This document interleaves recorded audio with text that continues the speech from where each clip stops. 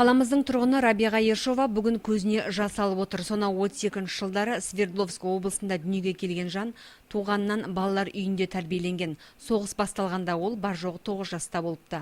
Жаумен шайқаспаса да қанды қырғынның куәгері болған.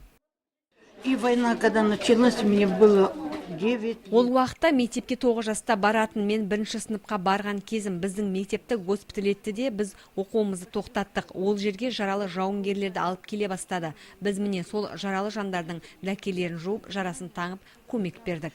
Ұлы Отан соғысы жайлы айтқанда, сол уақытта бала болса да өз көмегін аямай, ерте ер жетіп, елдің қамын үлкендермен бірдей жеген Рабиға сынды апаларымыз назардан тыс қалып жатады. Міне бүгін көрме осындай жандарға арналды. Я не ожидала, вот совершенно не ожидала. Во-первых, такого. Шынымды айтсам, мен мұндай болады. Бізді елейді деп ойламаппын.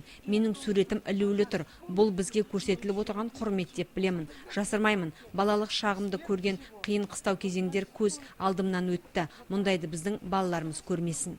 Көрмеге тыл ардагерлердің суреттерінен бөлек, олардың әр қайсысы жүректерінде өшпейтін із қалдырған сонау қиын кезеңдер жайындағы естеліктер де жазылған. Көрмені ұйымдастыруға жергілікті ардагерлер кеңесі көмек берген. Игі шара 8 наурыз мерекесі мен жеңіс күніне орайластырып өткізіліп отыр.